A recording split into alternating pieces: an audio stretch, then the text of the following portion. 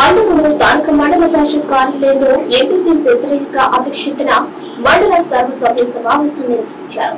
ఈ సందర్భంగా ఆమె మాట్లాడుతూ సమావేశానికి అధికారులు, సర్పంచులు, ఎంపీటీసీలు విధిగా హాజరు కావాలని సూచించారు.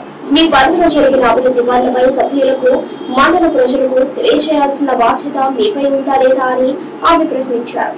ఈ సందర్భంగా గైర్ హాజరైన కొంతమంది అధికారులపై వెంటనే చర్యలు తీసుకోవాలని ఆదేశాలు జారీ చేశారు. ఈ కార్యక్రమంలో జెడ్పీటీసీ వేణుమ్మ, వైస్ ఎంపీపీలు సురేంద్ర, కొండూరు వాసు తదితరులు పాల్గొన్నారు.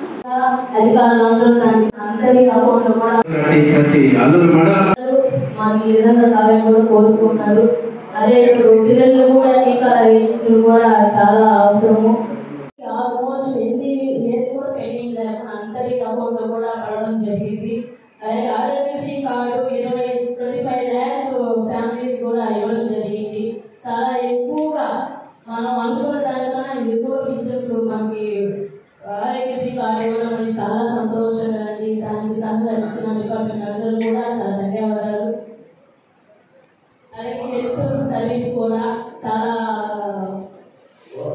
చక్కగా ఉంటుంది కూడా మేము తెలియజేస్తున్నాము. ఇదే విధంగా మండల అధికారులు, స్టాఫ్ అందరూ కూడా ప్రజలు అందుబాటులో ఉండి వారికి కావాల్సిన సేవలు గుర్తించి వారి మధ్యలో ఉండాల్సిందిగా నేను మనస్ఫూర్తి కోరుకుంటున్నాను. ఇదే విధంగా విద్య డెవలప్మెంట్ మీ అందరి సహకారాలు కూడా ఇంకా ముందు కూడా ఉండాలని నేను మనస్ఫూర్తిగా కోరుకుంటున్నాను.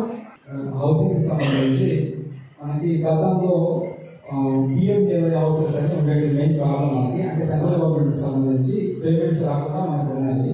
అవి మొత్తం కూడా పేమెంట్స్ అన్ని కూడా రిలీజ్ చేసేసారు.